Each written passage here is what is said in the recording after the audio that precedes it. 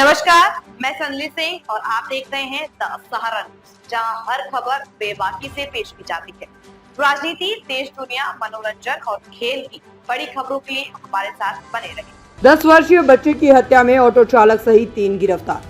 Loni border की महामाया कुंड से लापता 10 वर्षीय बच्चे का शव दिल्ली के नरेला से मिलने के बाद इस मामले में पुलिस ने बच्चे की हत्या का खुलासा करते हुए आरोपी ऑटो चालक सहित 3 लोगों को लोनी बॉर्डर बस डिपो के पास से अरेस्ट किया है।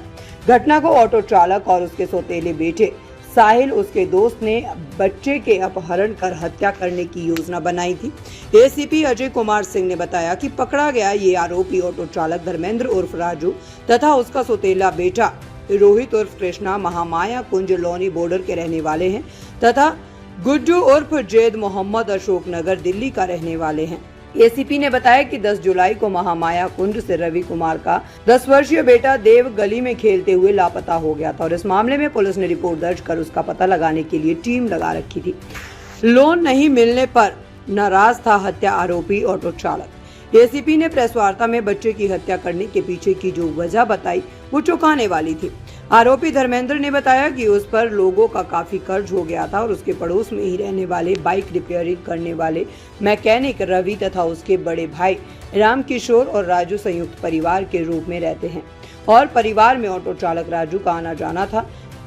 आरोपी राजू ने बताया कि उसने रामकिशोर से लोन दिलाने के लिए कहा था जिससे वह अपना कर्ज उतार सके।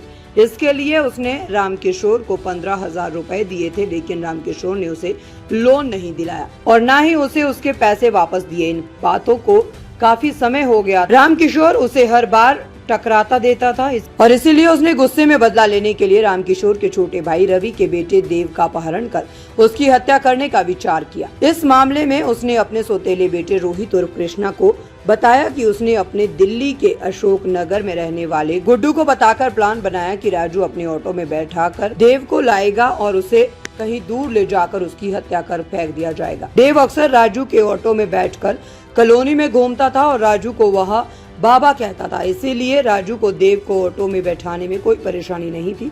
10 जुलाई की देर शाम करीब 8:30 बजे के लगभग बाहर खेल रहे देव को खाने पीने का लालच देकर अपने साथ ऑटो में बिठा लिया और रास्ते में उसने अपने सौतेले बेटे कृष्णा को बिठाया और दिल्ली के अशोक नगर से कृष्णा का दोस्त गुड्डू ऑटो में बैठ गया। तीनों ने रात को चलते ऑटो में ही शराब पी और देर रात तक ऑटो से दिल्ली में हत्या को अंजाम देने की जगह तलाशते रहे। एसीपी ने बताया कि उसके बाद ये अपने ऑटो को नरेला इलाके में ले गए, जहां बड़ी जगह में बरसात का पानी भरा हुआ था।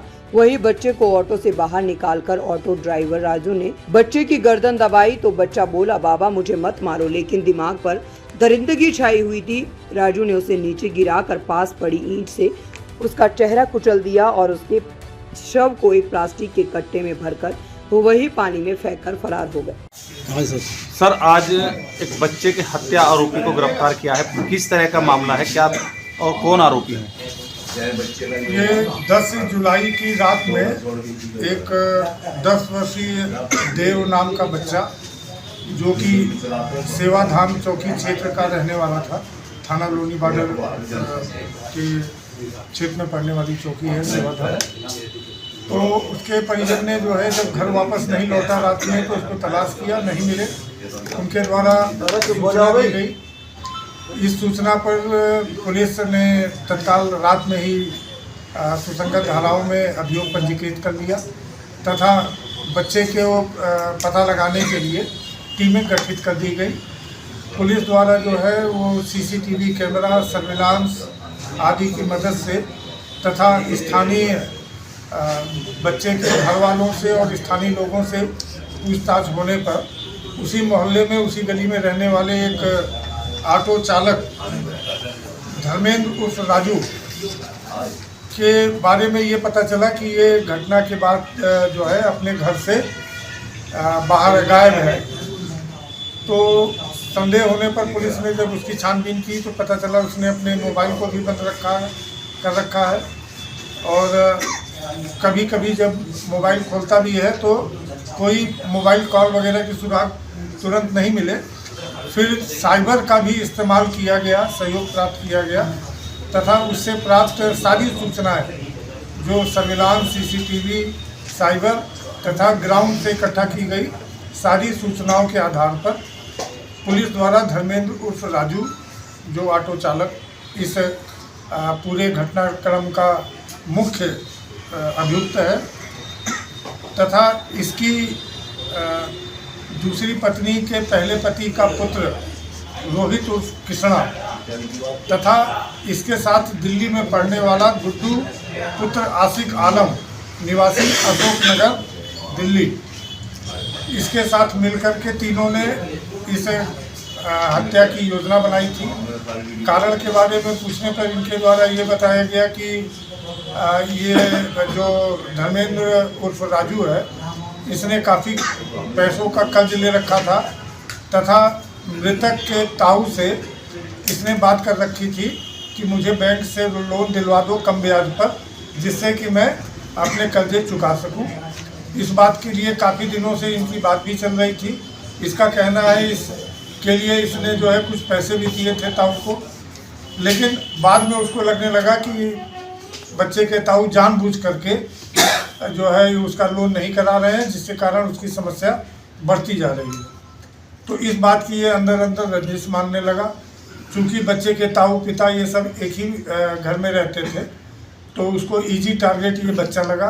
घटना के दिन वो बच्चे को अपने ऑटो में बैठा के बहला फुसला के ले गया तथा अपने सौतेले पुत्र रोहित उर्फ कृष्णा तथा उसके दोस्त गुड्डू पुत्र आशिक के साथ मिलकर के जिस दिन बच्चे को उठाया था उसी रात में ये दिल्ली का जो है नरेला औद्योगिक क्षेत्र थाना है, उस क्षेत्र में एक जो सुनसान इलाका है वहाँ पे अभी आबादी नहीं है, खाली ज़मीन काफ़ी लंबी पड़ी हुई है।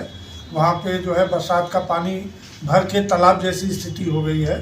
वहाँ पर ले जाकर के उन्होंने बच्चे की हत्या की और हत्या करने के बाद एक बोरी में बांध करके शव को जो है उसी में फेंक दिया। तो सर क्या इन्होंने हत्या करने के लिए ही अपहरण किया था?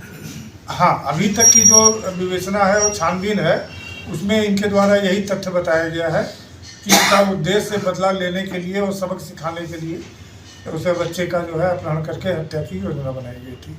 अन्य बिंदुओं पर अभी हम लोग छानबीन और जानकारी एकत्र कर रहे हैं और जैसे भी साक्ष्य मिलते जाएंगे उस हिसाब से इसमें कार्रवाई। पुलिस ने आरोपी को कहाँ से पकड़ा है सर? पुलिस ने आरोपी को जो है कौन सा लोनी डिपो के पास से जो है वो गिरफ्तार किया।